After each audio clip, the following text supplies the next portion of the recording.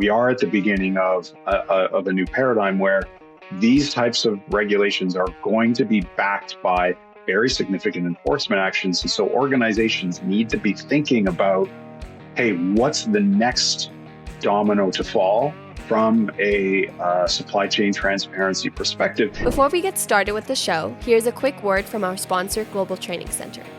As trade compliance professionals, you want to make sure that your procedures and documentation are completed as correctly as possible to avoid any delays and possible fines. We provide a range of trade compliance courses that will fit your needs. From in-person or web training to recorded on-demand courses, we can train one or even thousands on your team through your learning platform or on our portal. We can even customize a private session for your team. Go to globaltrainingcenter.com to find out more. We are recording this. It's definitely fall.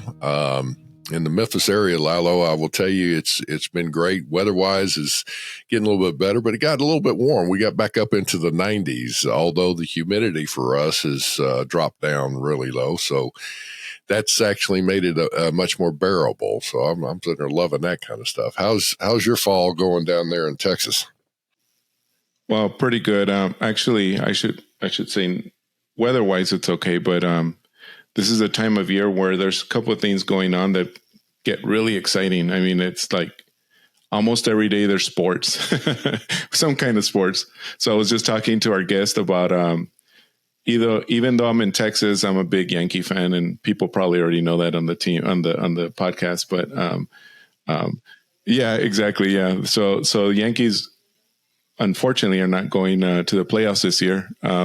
First year as Aaron Judge as a captain, and they're not going to playoffs. So it's a little sad, first of all. Second of all, Dallas Cowboys, now I am a big fan. I mean, I am a big Dallas Cowboys fan. So anyway, Cowboys had a little bit of a problem this past week, didn't they? Man. That was horrible. So as we're recording this, I mean, I know it's going to be different timing and everything. So it's the last week in September. So just to put things in perspective, and by the time this airs, the playoffs for baseball are already going on because, they should be going on. But anyways, our next guest is from Canada. And so he's pretty excited that his team has a very, very good chance. I mean, they're right there on the cusp of making the playoffs. So, but anyway, so just to answer your question, I love this time of year because of that. It's fall, it's getting cooler.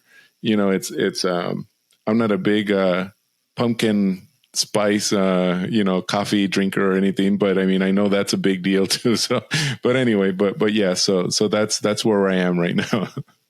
Well, I'll tell you what, I love pumpkin pie. The coffee, the pumpkin spice kind of stuff, it's okay, I guess, for coffee, but it's, I'm more of like, give me the pumpkin pie and the pumpkin bread and all that kind of stuff. But I will say that, folks, we are real fortunate in that we're going to get to talk about some really cool things from somebody that's up north of us here. It's in the Toronto area, and we're going to get to talk about how do you handle, everybody knows and has heard about the laws and regulations that have come through, like with the Uyghur Forced Labor Prevention Act, and Canada and Mexico both have had, forced labor prevention. It's anti-slavery type activities.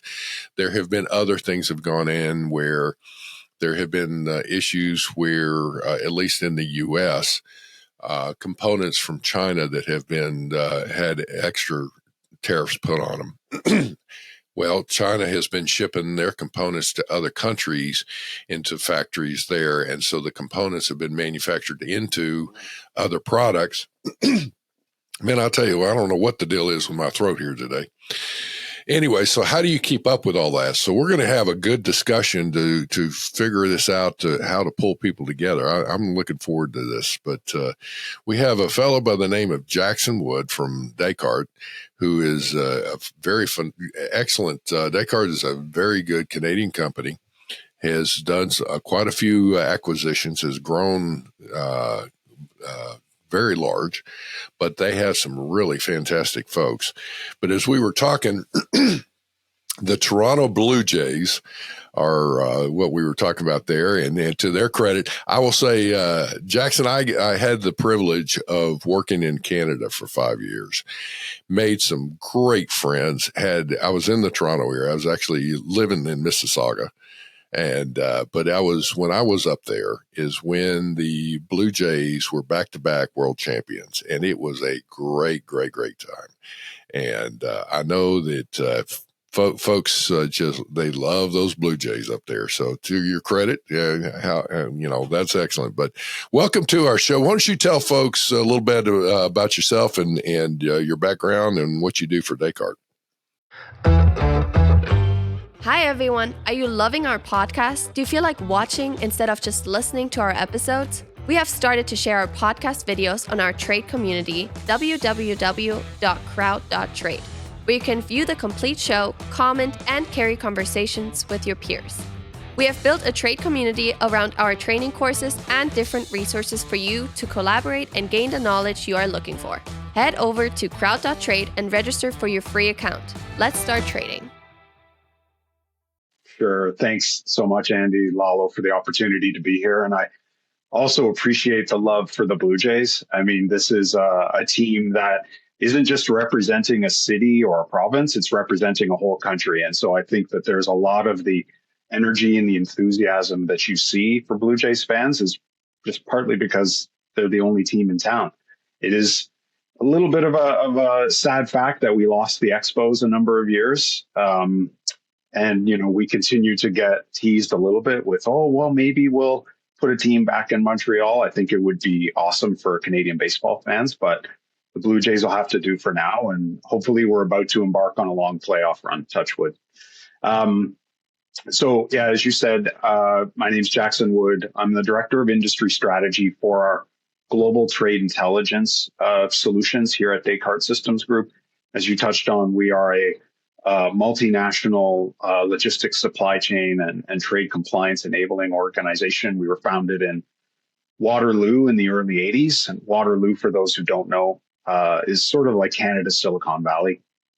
Probably the most famous company that's come out of there, other than us, of course, is BlackBerry. And so we really have a long history of innovation and investment with our customers in solving emerging challenges.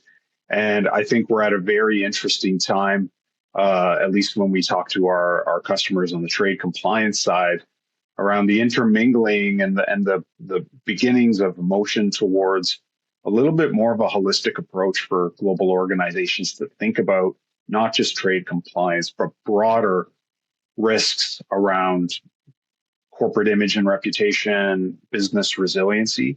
And we really see this as a pivotal moment in terms of, hey, how do we continue to build our capabilities and our expertise to enable our customers to navigate what I think are going to be some fairly turbulent, but hopefully waters full of opportunity as we head into the next few months and years. So really my role to put a fine point on it is I work collaboratively across our entire team here in the GTI, Global Trade Intelligence part of our business. So I work with our research and development engineers. I work with our product support people. I work very closely with our customers and prospective customers to help them really get a good sense of what problems they're trying to solve and ultimately how we'll be able to collaborate with them over the long term to solve those problems. So again, so excited to be here and thanks for the opportunity to chat with you guys.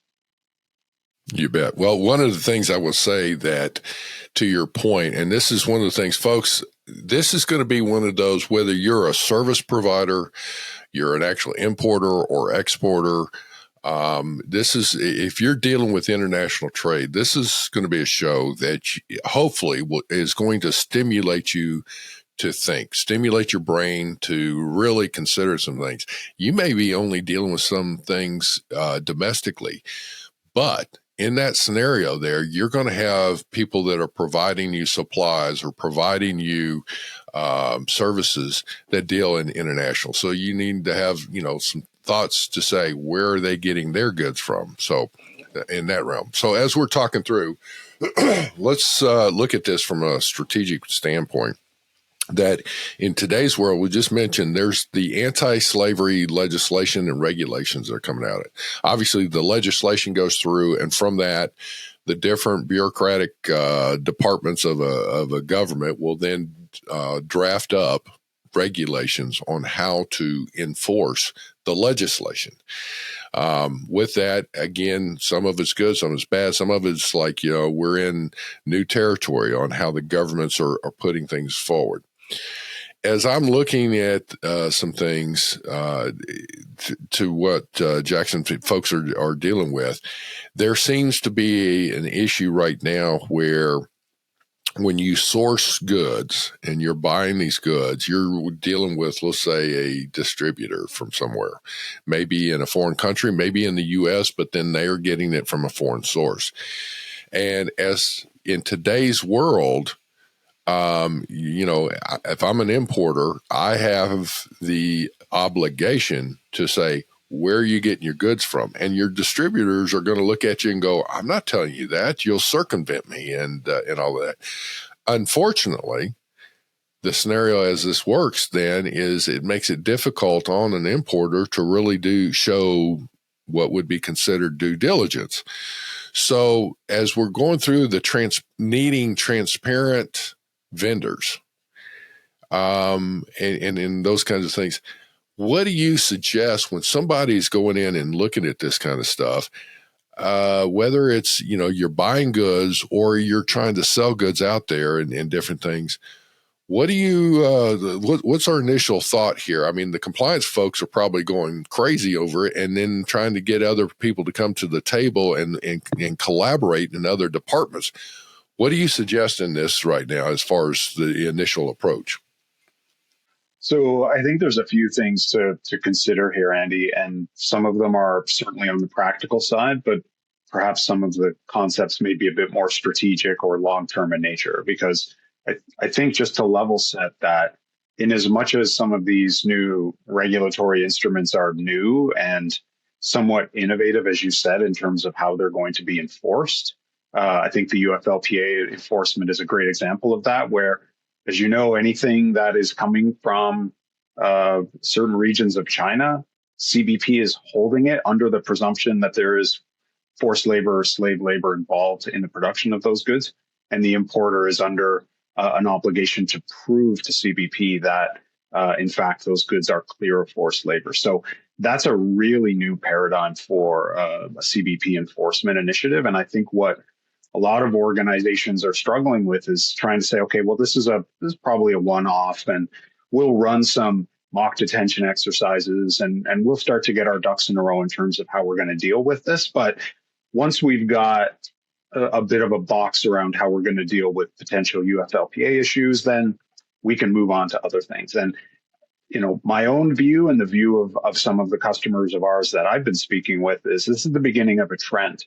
And that more and more, the enforcement of these types of new regulatory programs is going to become more severe, because regulators and policymakers are beginning to realize that the only way to compel organizations to do a greater degree of due diligence, to be more transparent in both their import and export supply chains, is to put some real teeth behind these regulations. And I think if you look at ESG just as an example, that's a concept that goes back even beyond the introduction of ESG to corporate social responsibility. There's been a lot of talk, but not necessarily a lot of enforcement action behind some of those concepts. And so organizations have been going through the motions, so to speak, to say, yeah, yes, corporate social responsibility is important to us, but there wasn't necessarily any financial or reputational consequences to non-compliance there. And I think we are at the beginning of a new paradigm where these types of regulations are going to be backed by very significant enforcement actions. And so organizations need to be thinking about, hey, what's the next domino to fall from a supply chain transparency perspective? And how are we going to start building the right capabilities, the right internal governance structures that are going to help us do this very well? And to maybe more directly answer your question, Andy, like, what do organizations do today? The first thing is strike the appropriate level of internal governance collaboration around how are we going to get ourselves organized, not just from a capacity and a capability perspective, like who's doing what, but even more importantly, who's got the data that we need to be able to answer some of these questions from a regulatory perspective. And if we don't have that data, who's responsible for getting it? And that's where we come back to your comment about organizations perhaps either not being comfortable asking for or not getting the answers they need around, hey, where is the tier 2, tier 3, even beyond some of those higher level supplier relationships? Like, where is this material coming from? And it is very challenging to get some of those questions answered today.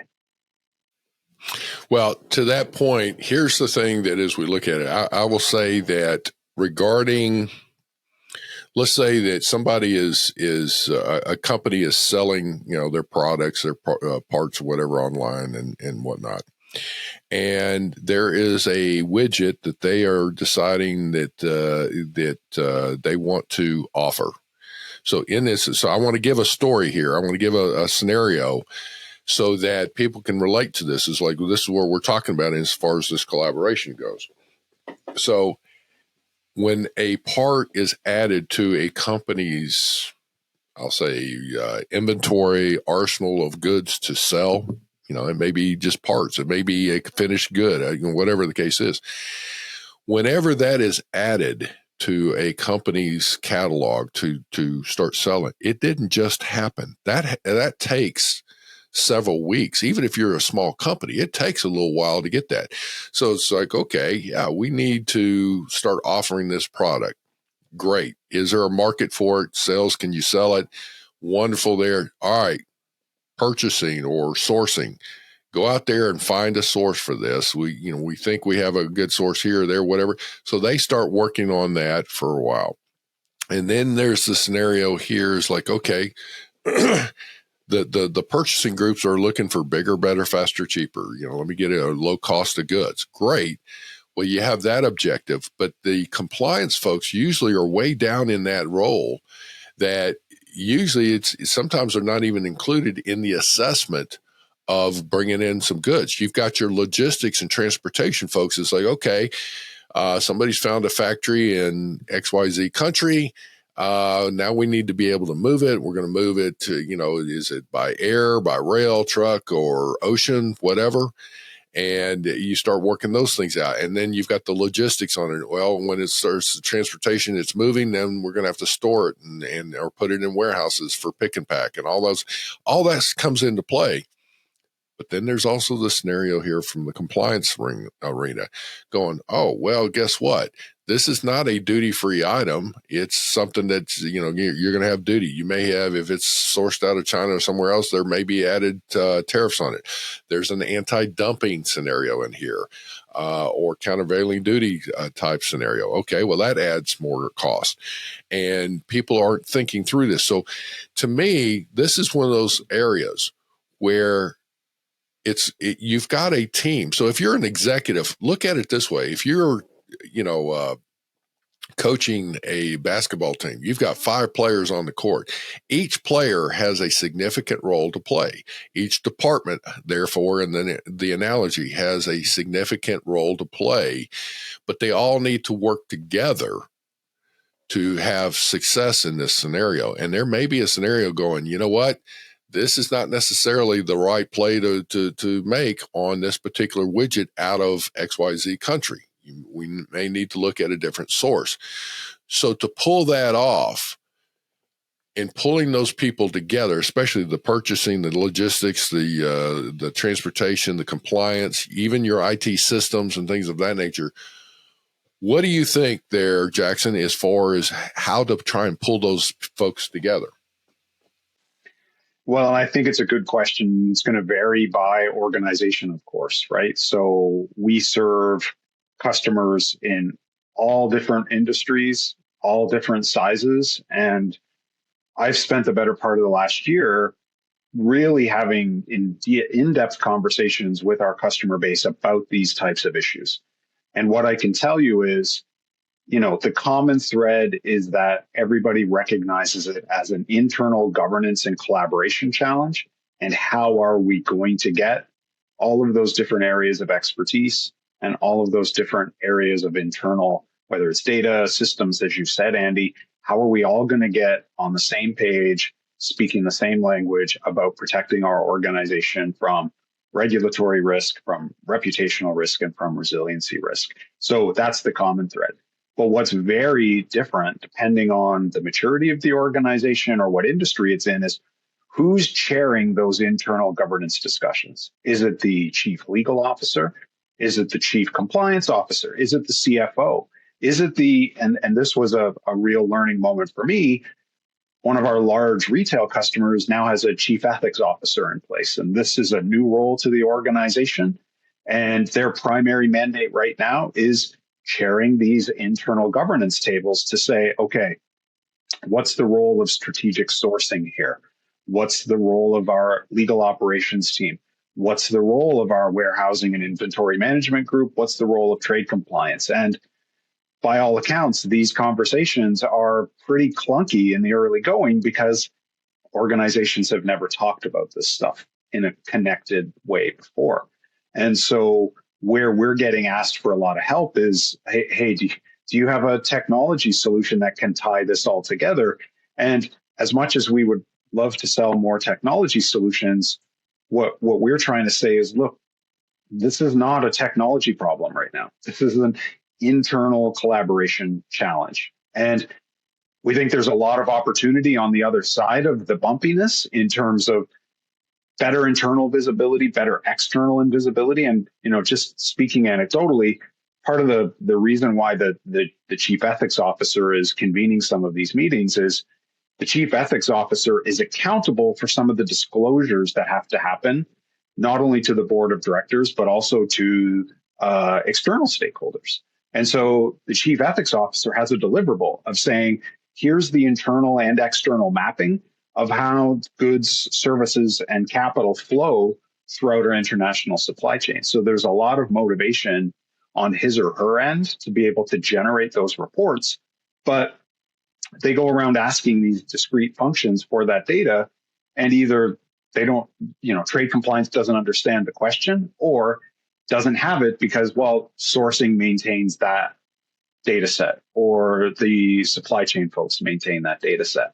As you're looking at, you're hitting on something. Forgive me for dealing with this, but I think there's an important point here is that regardless of whatever the title the person has, there has to be somebody that takes ownership of this type of collaboration so that within a company, and it needs to be high enough. I mean, I've personally done quite a few of these with companies. Now, it's interesting to get with this, but a collaborative meeting where you need to have an executive. It could be the chief operating officer.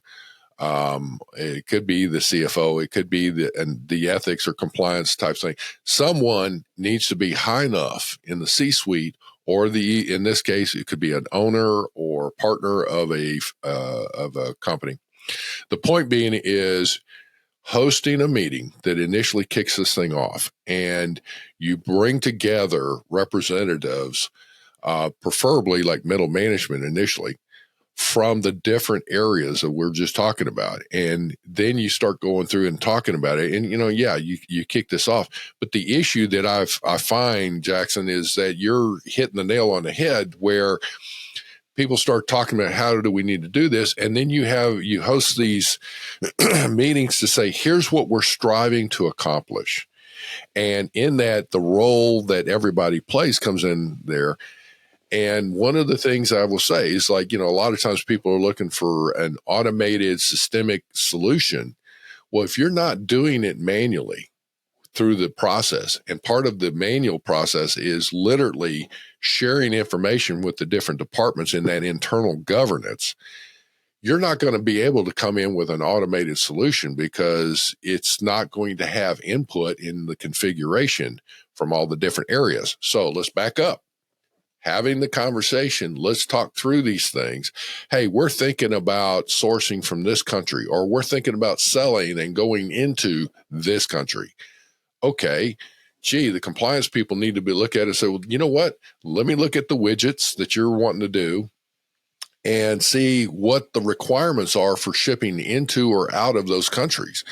What are the transportation? Do we have some routes in those that with different carriers? I mean, everybody has an opportunity to offer some of that kind of stuff. But the key is having somebody, whether it's an ethics or compliance or somebody high enough that can transcend and cross over the different silos of a company to pull that together. Would you think that that would be a formula for a successful meeting and objective in what we're striving here? Yeah, I think that's well put, Andy. And I might go one step further and say it's really important to think about this beyond the initial meeting, right? Like it's not just the COO or the CFO or the CEO saying, okay, we're going to do a big bang. I'm pulling in the operational heads for all these different departments, and I'm putting a stake in the ground and saying that this is going to happen. And then we're all going to stack hands at the end of the meeting and it's going to happen, right? We all know that that's not really a formula for success. So there needs to be a sustainable commitment made at the governance level with the appropriate level of executive sponsorship to say, we're going to keep talking about and focusing on and collaborating across these different dimensions, whether it's we've got to protect ourselves from regulatory risk, fines, penalties, withheld shipments. We've got to protect ourselves from maybe doing business with someone who there's no legal reason why we can't, but we don't really want our brand associated either with this organization or with this country for any number of reasons, whether that's on the forced labor side, whether that's environmental degradation, whether that's political corruption, et cetera. Like we have to think about protecting our organization's reputation. And then finally, we've got to make sure that this is going to be a resilient relationship, right? So if this is a key supplier that we've done the regulatory due diligence on, looks good from a financial perspective, things are strong. We don't have to worry about things from a reputational perspective, but we talk about whether it's climate change, we talk about geopolitical volatility. Is this supplier located in a jurisdiction that's at risk from floods that didn't happen 10 or 15 years ago? Are they trending in the wrong direction from a political or a social perspective? And so, we get 2-3 years into this relationship and all of a sudden they're no longer able to meet their obligations to us. Like that's now something that has to be pulled forward into the strategic assessments of how we want to do business in this new world. And so I think that's why the important point is it's not just one meeting, it's an ongoing commitment to driving collaboration across these functions with a view of protecting the organizations from these very different types of risks than we've faced in the past. So with that, let me ask this question. From your perspective, what would be maybe, 2 or 3 of the key questions that you would say an executive needs to be asking their folks internally? Sure. And I'll provide a couple of anecdotal examples of that because I think this has been a really big learning for me and our organization over the past 6 months or so, is that especially if you're in a very big organization that has, forget about operations around the world, but that has tens of thousands of employees, all very busy doing a lot of different things, is how do we make this a manageable challenge? Right. And so it starts with a risk-based approach, and compliance folks are going to be very familiar with risk stratification and recognizing that 80% or 20% of our business probably represents 80% of our risk. The first thing is once we've identified the appropriate stakeholders, and again, that's going to be unique based on our organization, but we've got strategic sourcing or procurement, we've got trade compliance, we've got legal, we've got logistics, warehousing, et cetera. The first thing to land on is where do we have our biggest exposure to risk, right? Is it in a particular type of product or service that we are purchasing or delivering? Or is it purely geographic based, right? Like we are over invested in China as an example, right? Like 90% of our most strategic products are coming out of China. We have to do that risk stratification so that we're able to manage in an appropriate way some kind of progress. Because if you look at, there are certain global organizations that have tens of millions of SKUs, they have tens of thousands of suppliers. Like, where do you even start? It starts with a risk stratification exercise of recognizing where we have our most exposure. And we are going to do a series of sprints. We are going to say this quarter is going to be focused on these top 5 highest risk commodities. And we are going to do everything we can to start building some boundaries around how we do that business to put us in a position to then move on to the next 5 most risky. And I'm speaking a bit generally here, Andy, because again, every organization is going to be different. Something that your approach, I love where you're going, Jackson, because it's like, okay, you've got, this huge catalog of parts or parts listing is like, where do you start? Well, breaking it down, keeping it simple, but getting it down to the same, where is your highest risk areas? Well, that's, and if you're in the compliance arena, that's something that, folks, you need to be looking at it. What would be your back pocket list, is what I used to call it, of things that you need to, if you had the opportunity to talk to the C-suite, what would be the main points that you need to say, hey, if you get a chance, you ought to look at X, Y, and Z situation, because we're a bit vulnerable right there. If somebody were to ask you that, if you had a 30-second elevator ride with somebody, it's like, hey, listen, appreciate what you're doing. Just know that at some point, you ought to, we need to take a look at sourcing this widget out of China and see, consider changing locations on it or whatever. I mean, something like that. You've got to be prepared so that when you're asked, you have something to respond, not like, oh, you know what, that's a good question. Let me come back and get back to you on that. Yep. And, we were talking about this just as we were preparing to record the episode, but we've all been around trade compliance for a really long time. I started my career in the space in the early 2000s, and the one common complaint, for lack of a better word, that I've heard across that time is trade compliance is not seen as a strategic function of the organization. It's seen as a headwind to the business. It's seen as a friction point. It doesn't help us grow. Sure, you could argue that it keeps us out of trouble, but that doesn't help us, improve either top or bottom line growth. And so trade compliance professionals have struggled for a really long time of trying to recast the function in a more strategic light. And I think now, and this was catalyzed, at least in our experience with the Russia-Ukraine conflict, of suddenly people running trade compliance functions were getting calls from the CEO who was about to brief the board of directors on our exposure to risk as a result of the Russia-Ukraine conflict. And really the only function that could give him or her any insight into that was the trade compliance team. And so these hardworking professionals who for decades have toiled away in the shadows of an organization are suddenly thrust into the spotlight of helping protect their global organization from getting intertwined into a really terrible risk situation. And I think now is the opportunity for trade compliance to continue to add that strategic value. And just an anecdotal piece on that, I was talking to one of our customers last week who is, she leads the trade compliance function for a large global electronics firm. And she's at the table in this sort of context of governance. The group is being chaired by the chief legal officer, and trade compliance is there, strategic sourcing, et cetera.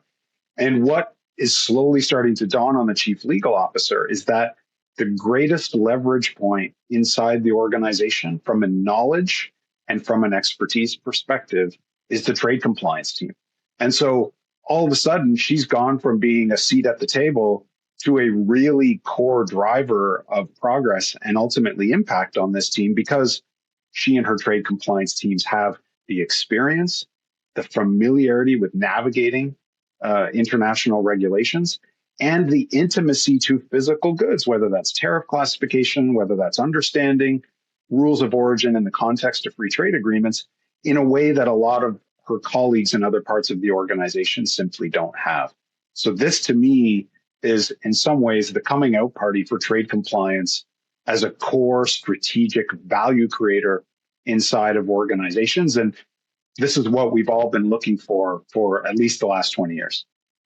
Well, and it allows the compliance group to become proactive rather than reactive constantly, where the compliance has not been involved as much in traditionally in days gone by on some things. And so then when people have made some strategic decisions, we're going to go this way, that we're going to source here, whatever.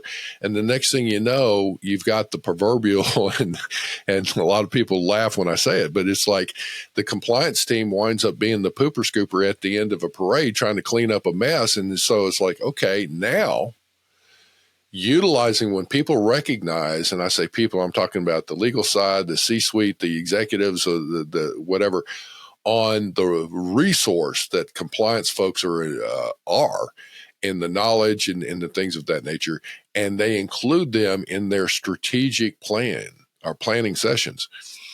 It's one of those things where, it's the 110-100 rule. If I fix a problem up front, cost me $1.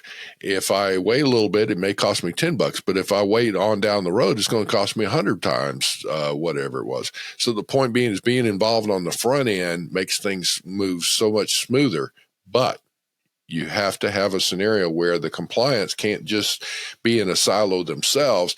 They have got to reach out to the purchasing and the transportation and the logistics and the IT and all that, as well as those departments reach out to the compliance and include them in that kind of stuff.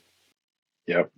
And that's where it's so important that these governance models are not one and done, right? Because you're trying to undo decades of norms and behaviors with inside organizations of, look, I work in this silo. This is where my accountability resides. And so this is where I'm going to stay focused. And maybe if I'm in strategic sourcing, maybe I remember to reach out to the trade compliance folks for some input on landed cost calculations or understanding whether we've got some regulatory exposure. That cannot, if we don't maintain hyper focus on trying to adjust our ways of working, we're just going to stay status quo. And that's why executive sponsorship and executive involvement in trying to manage this evolved way of working going forward is going to be essential to sustainable success. And the last thing I'd say on that is where we have seen customers, at least within our customer community, make the most meaningful progress is where the chief executive officer or the board of directors has publicly put a stake in the ground and said, our organization is committed to rooting forced labor out of our supply chain. Our organization is committed to building resiliency into our supply chain. Our organization is committed to doing everything we can to be a good, upstanding corporate citizen. And when very senior leadership and very important stakeholders put their weight behind that commitment, all of a sudden some of that internal friction starts to be relieved, and you start to really get meaningful progress towards that type of cross-functional collaboration we know is going to be essential for success in this area.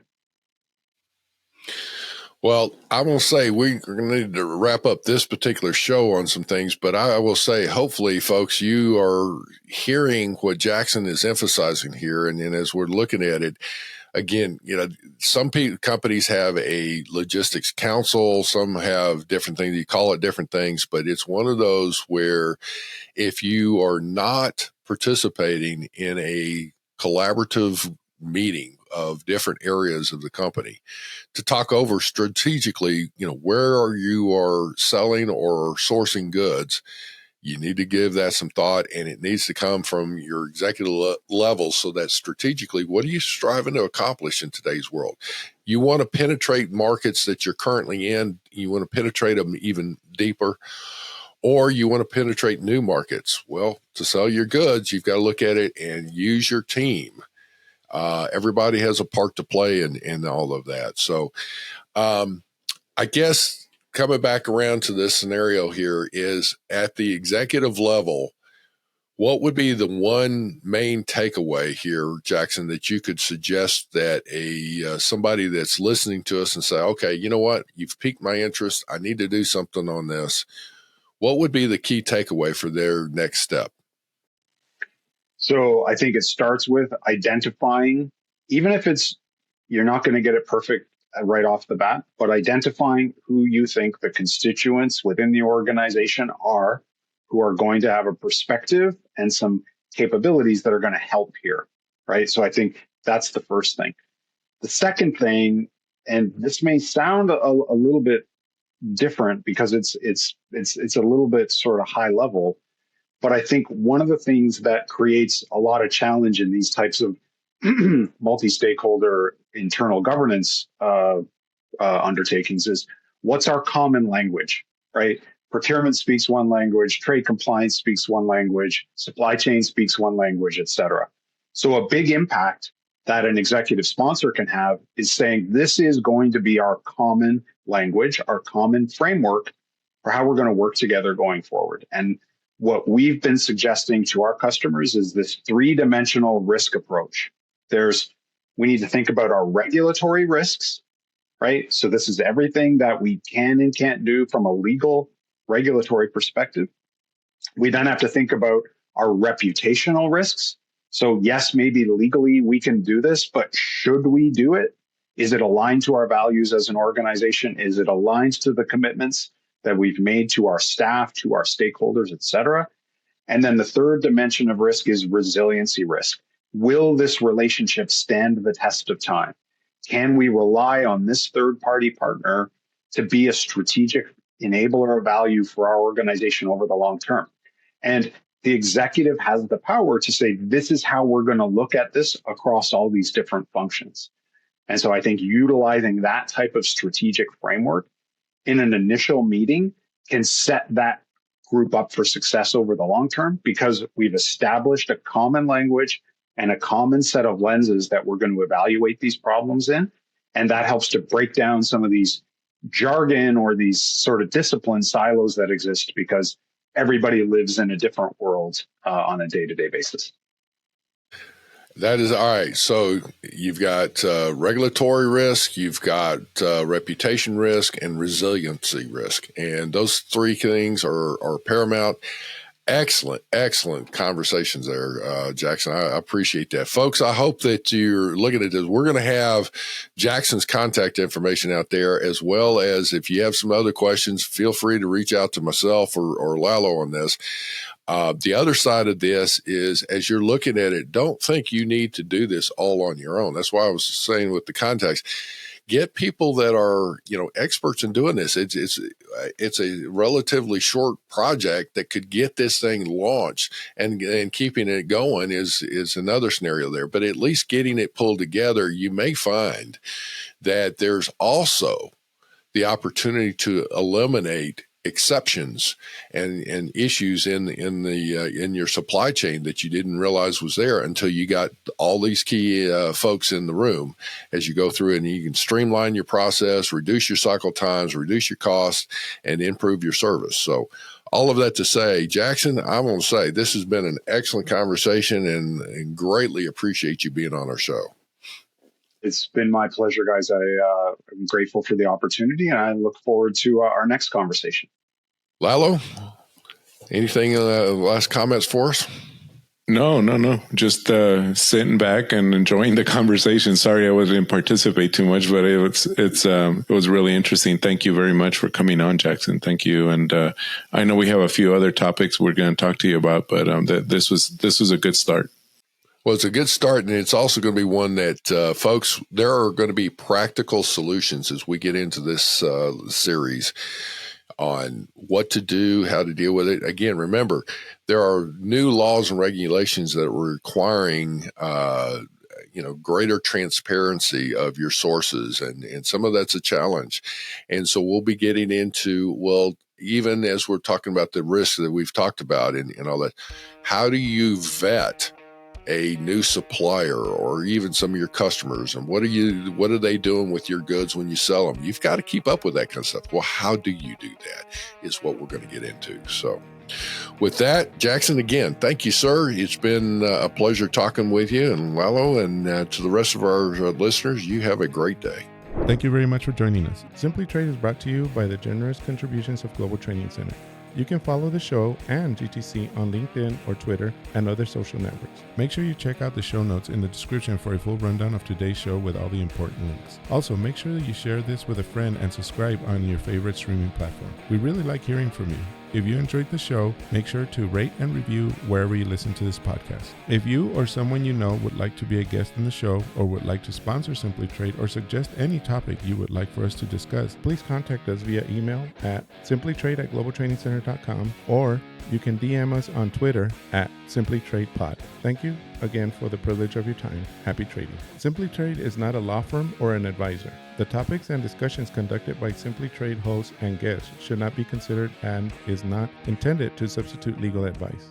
You should seek appropriate counsel for your own situations. These conversations and information are directed towards listeners in the United States for informational, educational, and entertainment purposes only and should not be substituted for legal advice. No listener or viewer of this podcast should act or refrain from acting on the basis of information on this podcast without first seeking legal advice from counsel. Information on this podcast may not be up to date depending on the time of publishing and the time of viewership. The content of this posting is provided as is. No representations are made that the content is error-free. The views expressed in or through this podcast are those of the individual speakers, not those of their respective employers or Global Training Center as a whole. All liability with respect to actions taken or not taken based on the contents of this podcast are hereby expressly disclaimed.